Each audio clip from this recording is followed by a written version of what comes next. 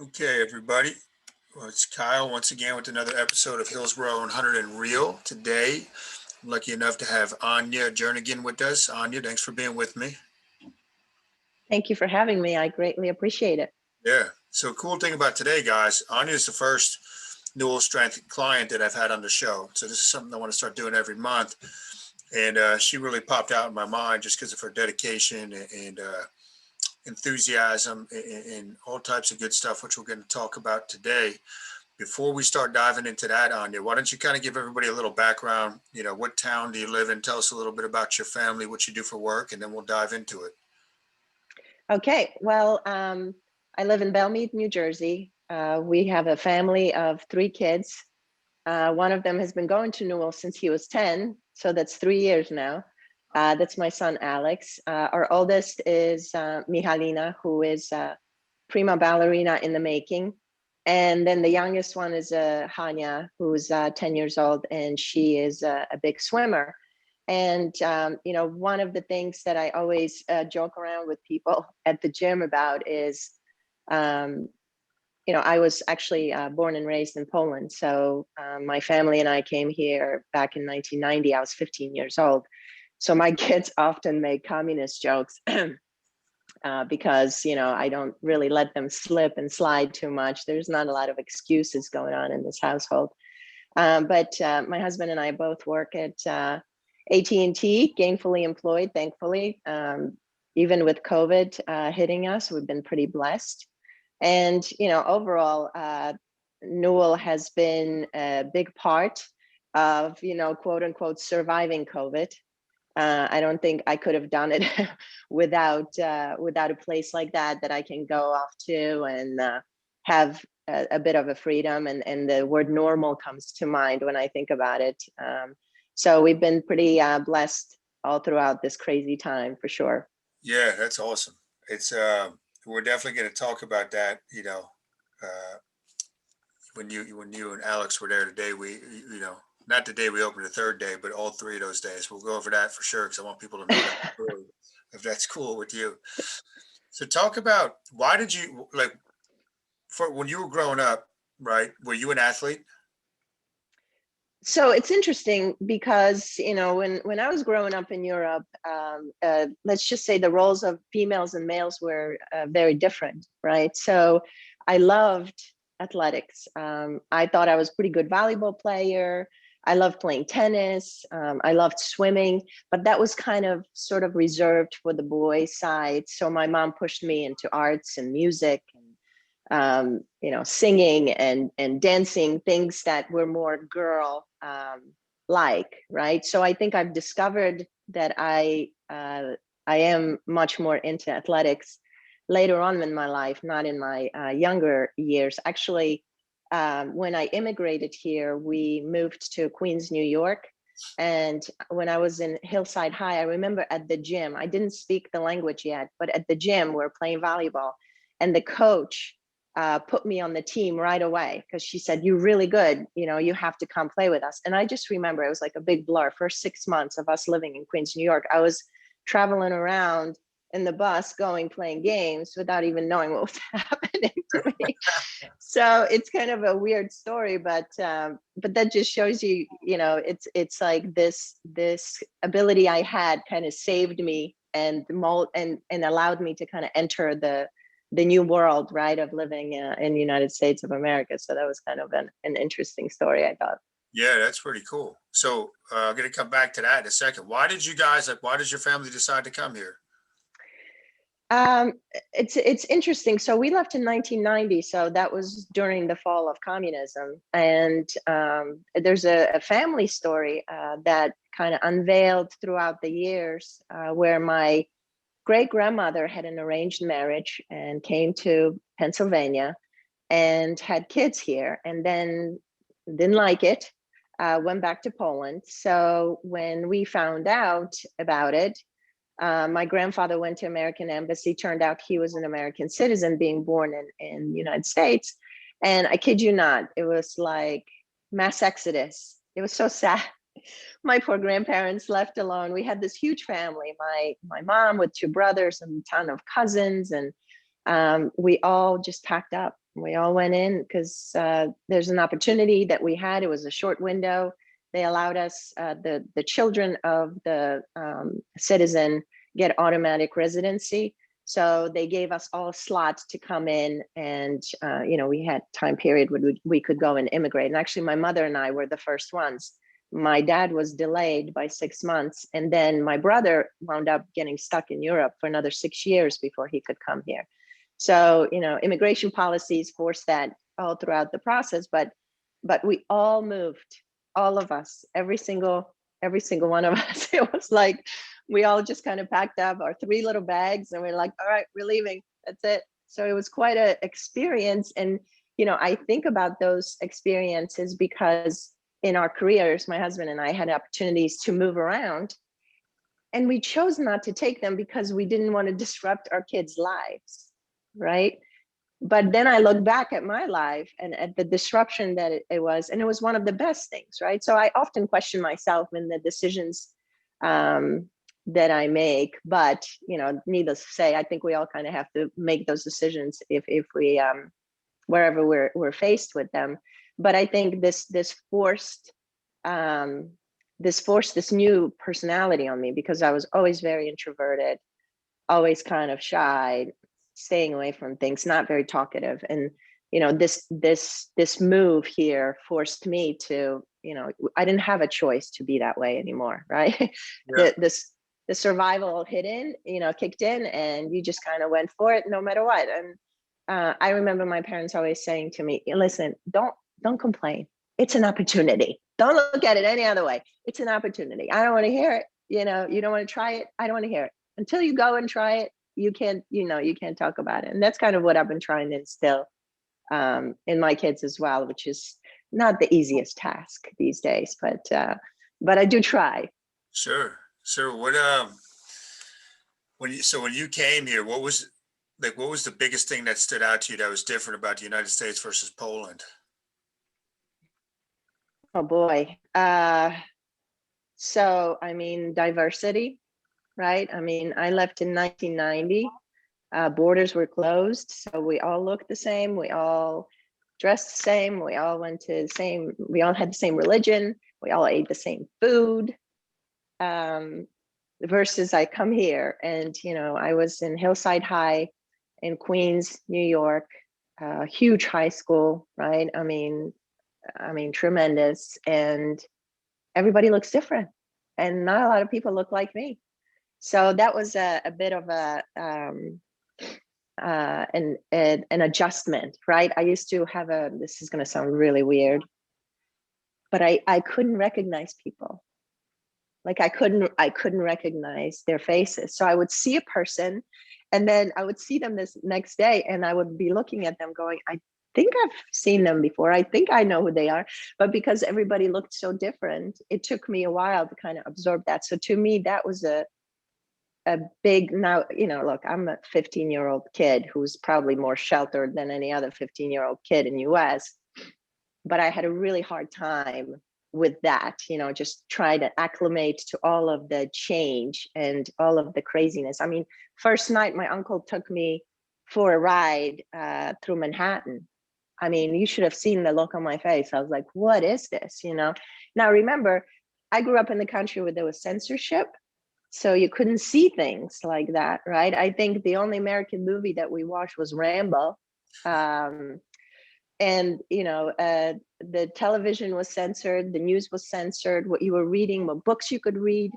My father used to make a big deal every time he would get his hands on the book that wasn't allowed to be read. So I think it's kind of it was just very, very different to come here and see all of this kind of all at once. So it took me a little bit of time to adjust to it, but definitely I do remember this feeling of being totally overwhelmed with everything that was happening around me, and I grew up in the city, Kyle, in Poland, in Gdańsk, which is up north. It's a beautiful city.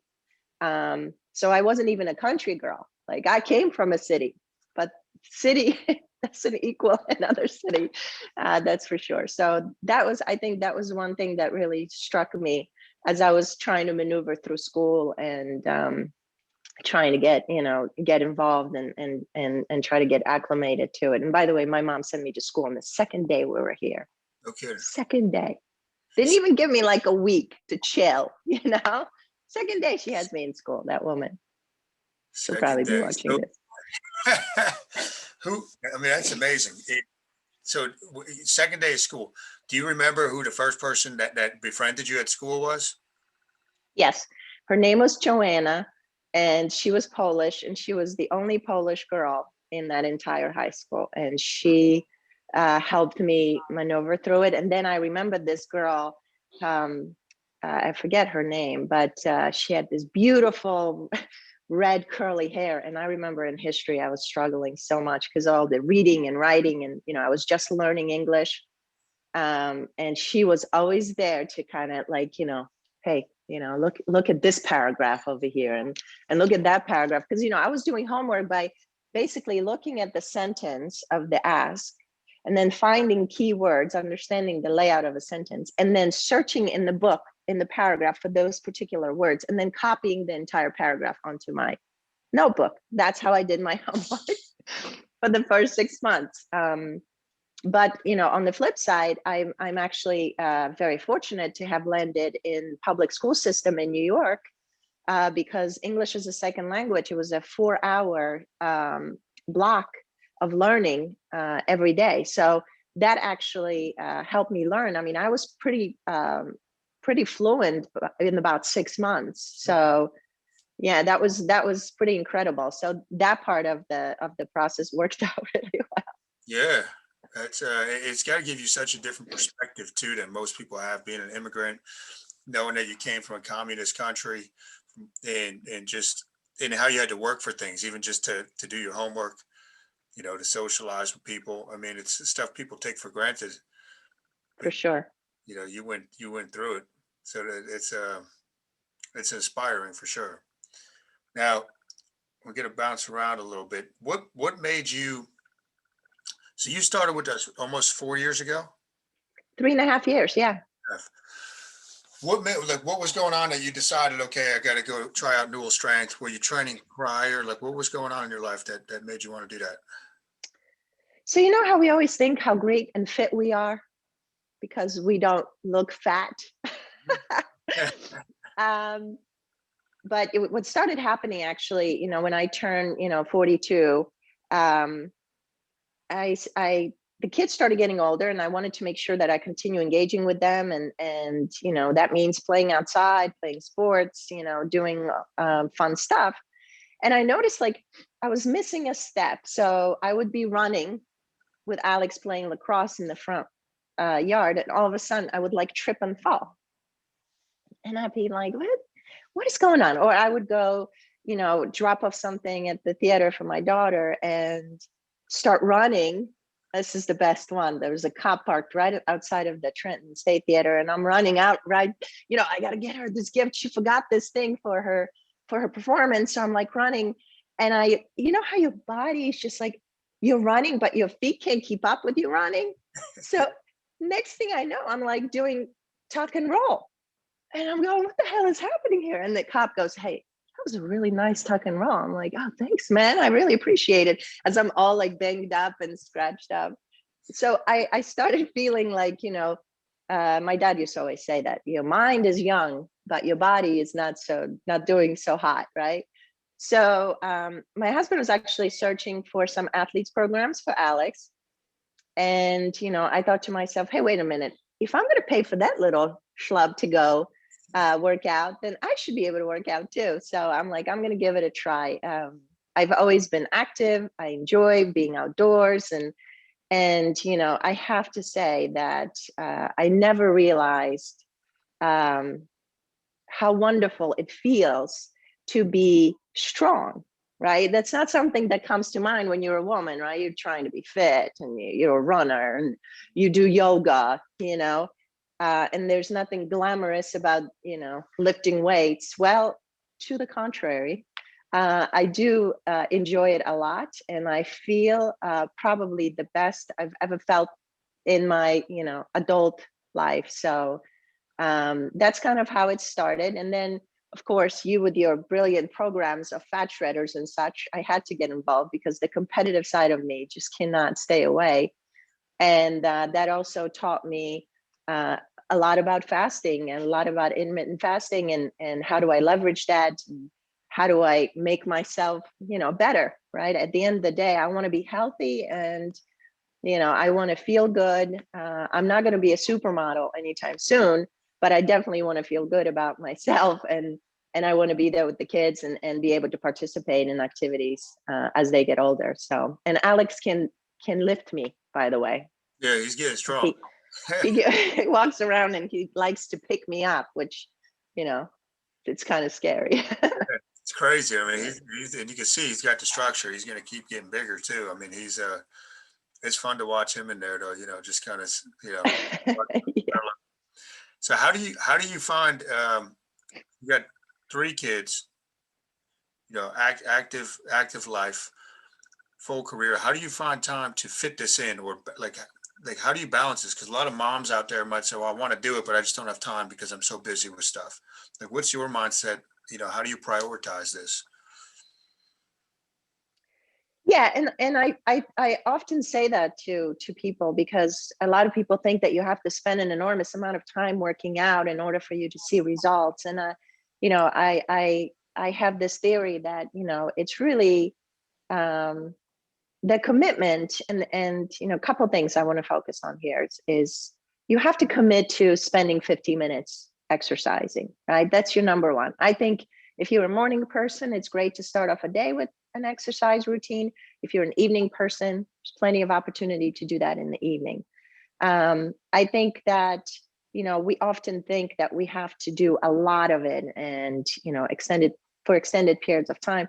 I think that always has to be balanced with our food, our intake of food. I think that's something I've learned at Newell a lot about, because I have to tell you, after the first fat shredder, I went like, all right, now I'm all good. I'm down on my body fat. I can just pow down whatever I want, whenever I want. Well, no, not really. It doesn't quite work that way. So I think there's a commitment that you have to make, and it has to be kind of in the back of your mind that, you have to exercise and you have to figure out what's best for you when it comes to eating. Now, I have to tell you, Kyle, I don't think I would be able to do this in other places, right? Because I want to focus on the one point. When it comes to Newell Strength, the one thing that has forced me, and now I'm like an addict now, so I don't necessarily feel like I need all the attention. But what forced me is this accountability. You always talk about accountability.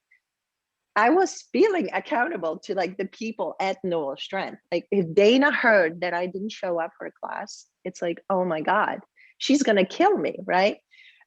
So I think this relationship building that occurs at your gym, this ability to create bonds, not only with the coaches, but with other members. And I know people use the word family and stuff, and not everybody thinks they need another family. They got plenty of their own. But I do want to focus on the word that accountability is a key, and people there will hold you accountable for it, right? I couldn't go to the gym, any other gym, and just say, all right, here's my chart. I'm going to do these exercises.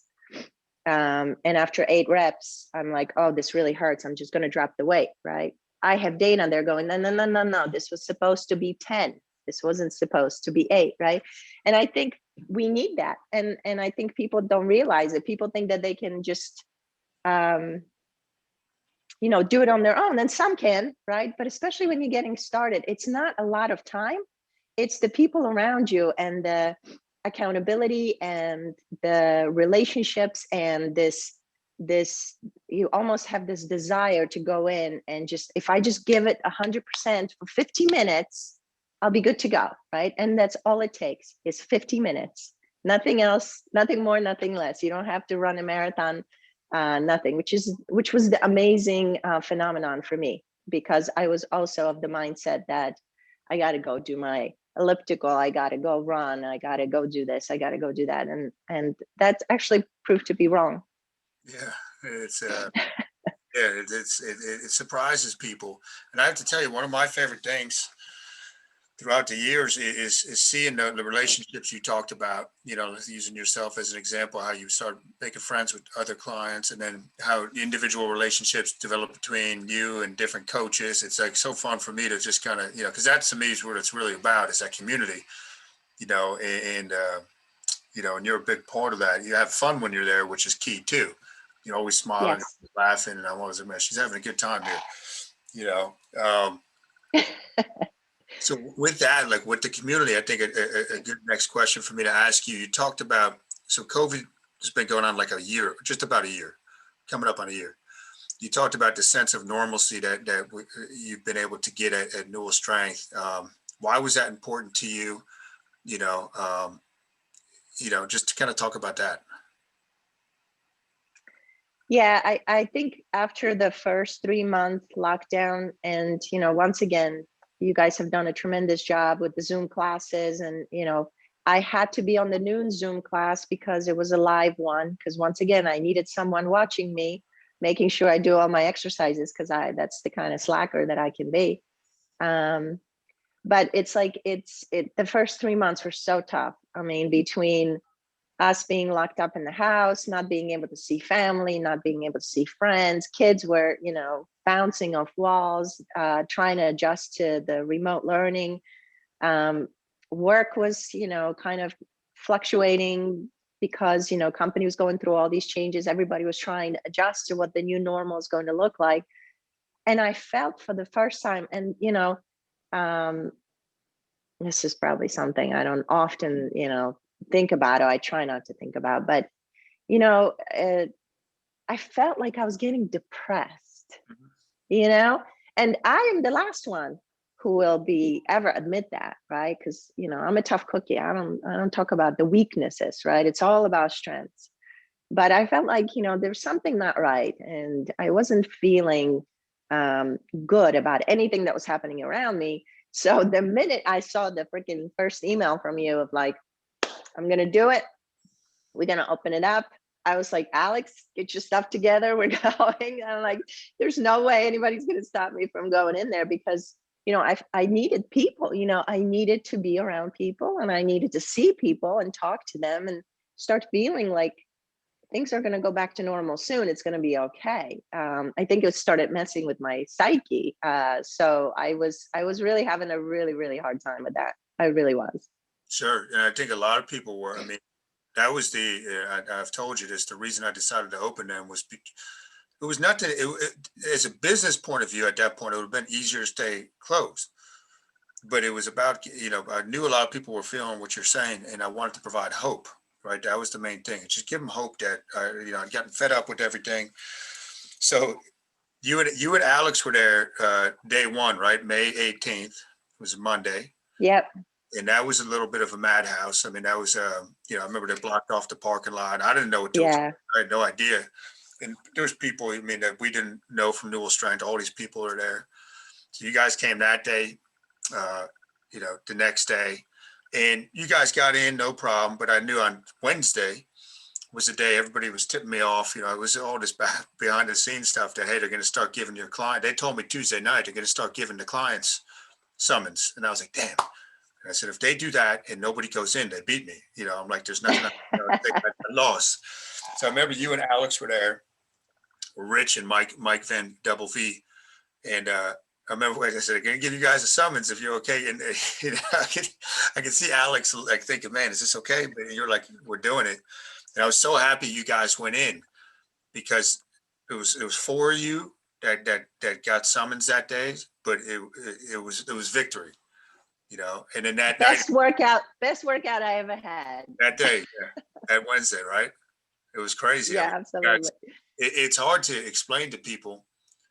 They were expecting a big protest or something, but there was about 30, 30 officers and sheriffs combined, a couple of you guys, and the staff. And what was your mindset that day when you got there and you pull up and you see like all these sheriffs, and they're all great guys and all that, but it was like a wild scene. What were you thinking? I having Aleks there too, I thought was a good opportunity to kind of highlight to him when it's okay to just agree to disagree on certain things. Mhm. And you know, like I told you, I've been looking forward to going to work out so much that when I showed up there, I was so happy. And then when you told me, I'm like, I don't care. I'm going in. That's I it. need to work out. Yeah. And it was funny because you know, Aleks is kind of like, well, what does that mean, Mom? And I'm like, listen, nothing. We get a ticket, you know, so we get a ticket. I said, we came here for a reason. We're going to do what we said we were going to do. And we're here, you know, to be part of Newell Strength and to say, this is ridiculous, right? Like, I don't want to be locked up in my home anymore, you know? Yeah. And of course, I had to whip out some communist references there too, you know, to help them connect the dots. But, you know, it was weird because I didn't feel fear. I felt anger, I think, more than anything else. And, you know, that's probably not a good thing for me to feel, but I was like, oh, hell no, nobody's going to tell me what to do. Especially to go work out. I mean, you kind of have to wrap your head around it to say, Crazy. "Oh, what is happening here?" You know?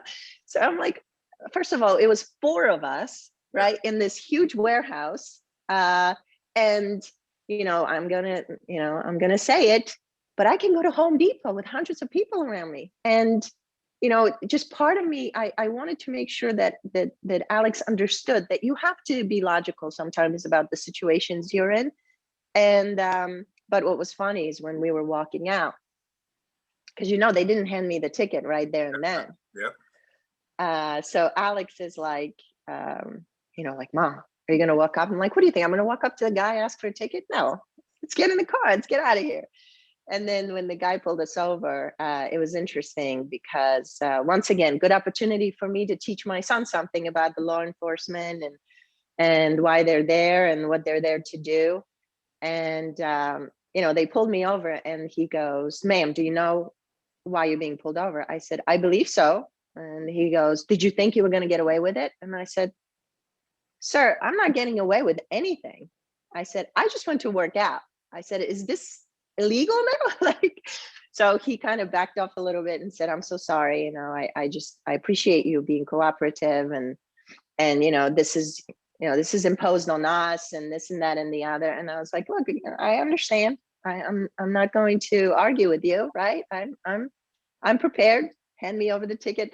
But then they go over and they ask Aleks questions like, what's your name and this and that. And I'm like, dude, you got your first ticket. Like, I mean, how many kids do you know, like at age, you know, 12 are getting summoned? Like, that's so cool. When we get the letter, we're going to frame it and put it on the wall in your room, like, you know, the rebel. What Yeah. did you do? I went to go work out with my mom. Can you believe it?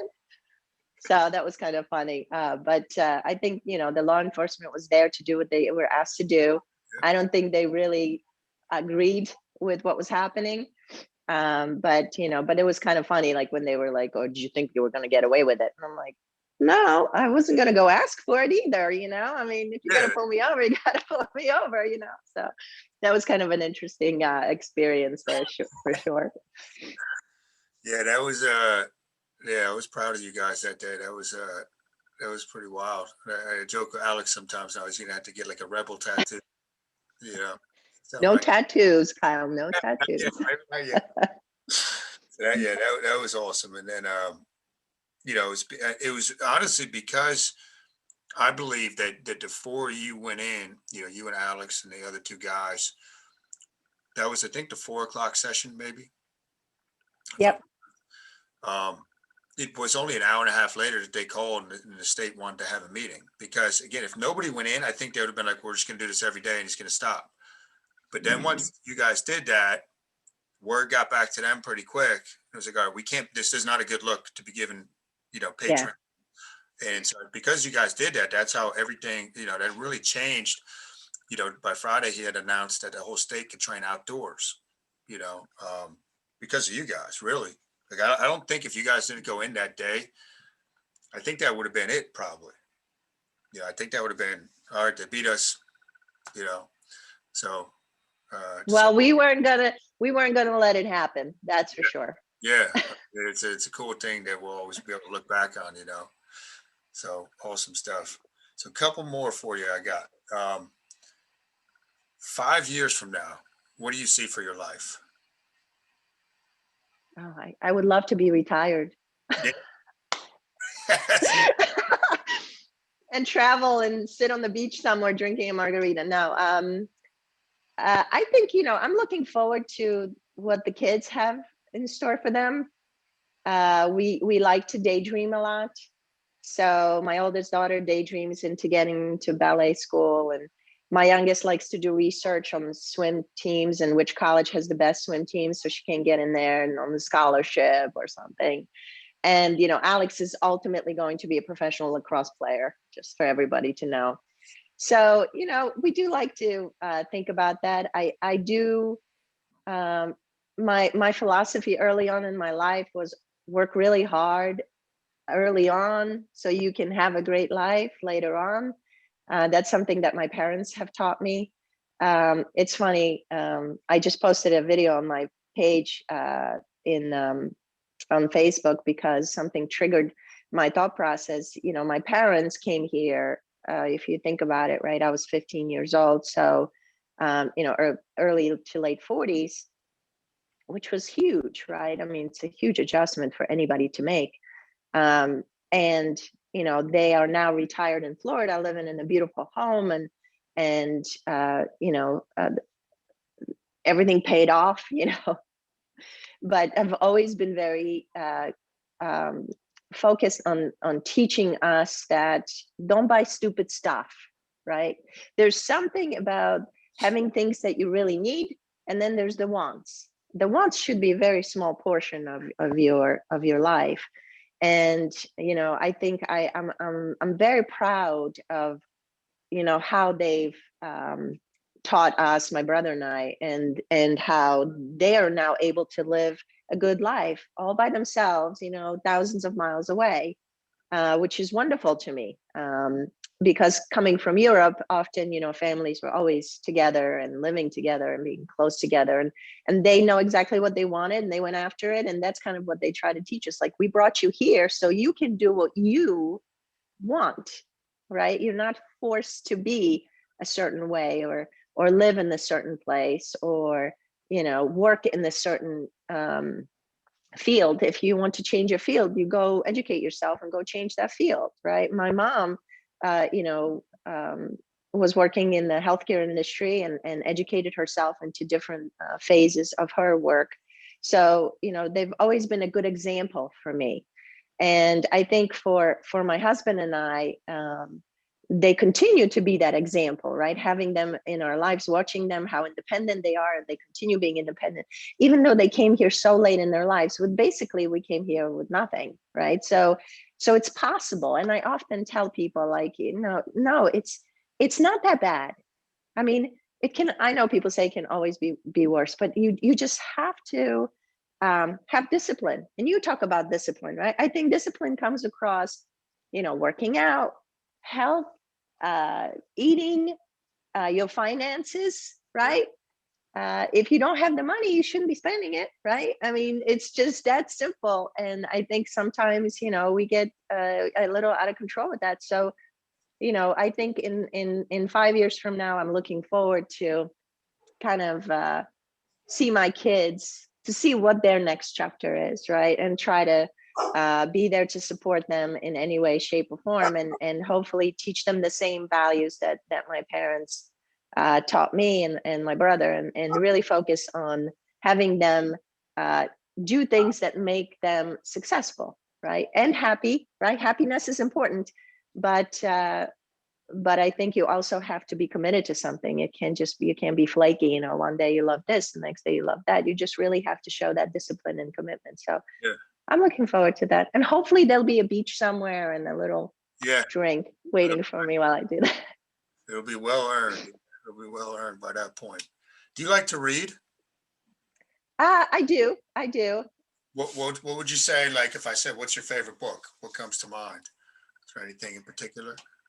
Well, the latest one I read, and that's because of our company is doing an excellent job, always keeping us on our toes and driving different leadership direction. But there's a book, Grit, that I read, and I think we also, like I said, my company is wonderful at bringing the guest speakers, and we had the author come in to talk to us about it. But it was fascinating because it talks about grit and who has grit and who doesn't, and what that really means when it comes to success. And actually, I think that book helped me really kind of take a step back, because I think as parents, we often have this feel like we got to push our kids, we got to push them, you got to get great grades and you got to get to good school and this and that. And I think if you have the right mind and can maneuver things in your life, education will be part of it, but it's not the most important thing about it. And I think that helped me kind of get there, because my mom, man, she was like, you got to, got to educate. Yeah. But sometimes there's that balance, some kids are wired differently. Sure. So I'm trying to kind of find that with my kids and see if there's any, different wiring. Like, I'll have to tell you, Aleks, during COVID, my neighbors gave him a old motorbike. He rebuilt the whole thing. No kidding. Then he brought his snowblower over. He fixed that. Then another one of his friends brought an old goat cart. He fixed that. So he fixes my car if like stuff goes wrong with it. So I think he has that mind, this mechanical mind. So I'm trying to embrace that with him, and just kind of find new projects for him so he can continue doing it. At 13, he has a lot of patience to do stuff like that, So that's what I mean. I think, sometimes books like that help you realize that there's other pieces to our kids that are important that we have to pay attention to and kind of hone in on. So yeah, that one was the last one. And I mean, it sounds like you do well. It doesn't sound like, I know you do a wonderful job being a mother to the kids. Just how you're paying attention to little stuff like that. And not just forcing it, like you said. Like, now you got honor roll. You got to do this. And let them figure out their own path. Give them guidance. It's a great job by you. Last one. If you were to go back to the 20-year-old Ania and give yourself some advice, knowing what you know now, what would you tell yourself? Don't sweat the small stuff. Just, it's fine. And I think I cared to please a lot of people in my life and please a lot of family and friends and coworkers. And if I had to do it all over again, I think I would taper that back a little bit and just do more stuff for me. Because I think a lot of it is upbringing, right?